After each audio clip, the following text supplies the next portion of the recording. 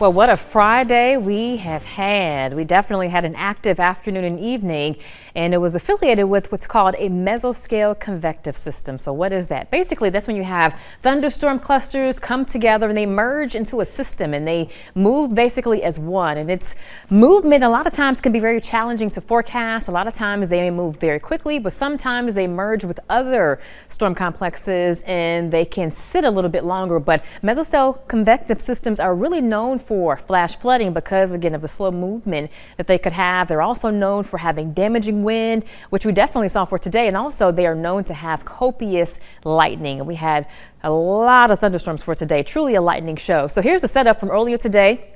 We're looking at about 10 o'clock this morning, and we had this complex of storms, again, this mesoscale convective system that was sitting across Arkansas, and it started to move south and east towards us. And as it was moving in, it did merge with other thunderstorms. And then we had a complex of storms that developed just around the Hattiesburg area. And again, it started to merge and started to move north as a system, and the two came together right over us. So that was just an atmospheric cake, so to speak, with all the elements put together, and that definitely came into fruition to bring lots of rain, again, the frequent lightning, and just an atmospheric show for our area. And we had a lot of rain in some spots. Again, NAS picked up more than 2 inches from this complex that moved into the region. And again, it can be very slow moving, especially when it merges with other complexes. And that's exactly what we had. And so we're just now seeing these complexes kind of shift south, and we still have some steady rainfall, but things are winding down a bit. But again, in Clark County, we have steady rain, although a little bit lighter. Still, though, it is rather heavy throughout portions of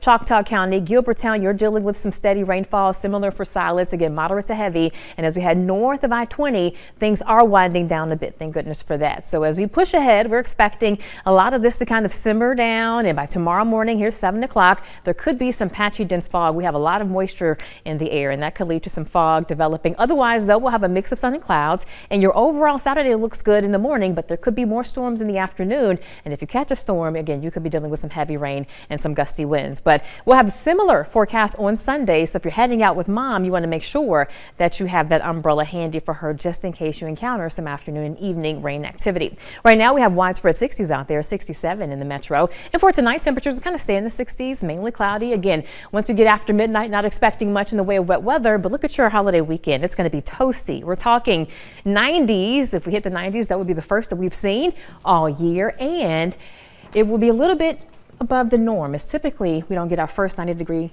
day in Meridian until about May 17th. Here's that 10-day forecast at 10. It is sponsored by Meridian Mutual. And once we get past the holiday weekend, it bakes on Monday, but then going forward through the week, temperatures do bounce back to more of a seasonable mid-80s range by the middle of the week. But yeah, get ready for a hot Mother's Day weekend.